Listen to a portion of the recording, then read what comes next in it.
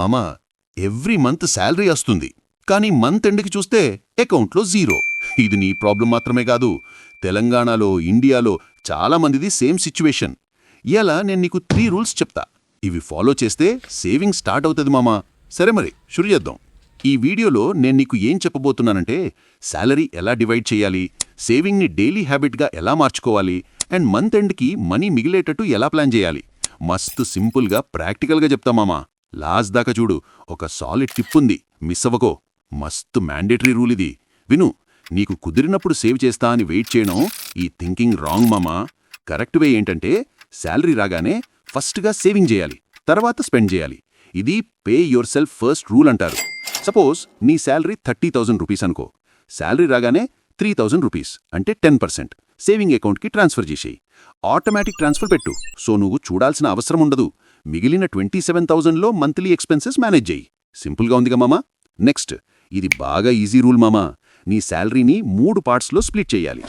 50% నీడ్స్కి, rent, food, bills, ఈ mandatory థింగ్స్కి. ఇవి లేకుంటే లైఫ్ ఆగిపోతుంది, అంటే ఇవి ఫస్ట్.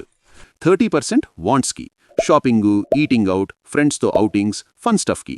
ఇది కూడా ఇంపార్టెంట్, లైఫ్ ఎంజాయ్ చేయాలిగా మామా. 20% సేవింగ్ అండ్ ఇన్వెస్ట్మెంట్కి. ఇది నీ ఫ్యూచర్ మామా. ఇది మిస్ చేస్తే ఫ్యూచర్లో చుక్కలు కనబడతాయి.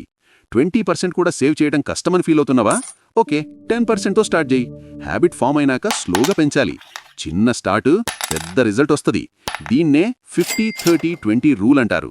నెక్స్ట్, ఈ రూల్ చిన్నగా ఉంటుంది మామా, కానీ బాగా పవర్ఫుల్. వీక్లో ఒక రోజు ఫిక్స్ చేయి. ఆ రోజు ఒక్క రూపాయి కూడా స్పెండ్ చేయకు. కాఫీ, స్నాక్స్ అద్దు. ఆన్లైన్ షాపింగ్ అస్సలే చేయొద్దు. చిన్న హ్యాబిట్ లాగా అనిపిస్తుంది కదా, కానీ ఇయర్ ఎండ్కి చూస్తే మస్తు అమౌంట్ సేవ్ అవుతుంది మామా. నాకు మొదట్లో కష్టమే అనిపించింది, ట్రై చేశాక హ్యాబిట్లో మారిపోయింది. నువ్వు కూడా ట్రై చేయి మామా, ఓకేనా? సరే మామా, ఈ 3 రూల్స్ గుర్తుపెట్టుకో. మొదటిది పే యువర్ సెల్ఫ్ ఫస్ట్, రెండోది 50-30-20 రూల్, మూడోది నో స్పెండ్ డే. ఈ 3 రూల్స్ ట్రై చేసి పైసలు సేవ్ చేయి మామా. కమెంట్లో చెప్పు మామా, ఈ 3 రూల్స్లో నువ్వు ఫస్ట్ ఏది ట్రై చేస్తావో. నీ ఫ్రెండ్స్ కూడా షేర్ చేయి, వాళ్లకు కూడా యూజ్ అవుతుంది. నెక్స్ట్ వీడియో కిర్రాక్ టాపిక్తో వస్తా. మిస్ అవ్వద్దంటే పైసల పంచాయతీకి సబ్స్క్రైబ్ కొట్టు మామా.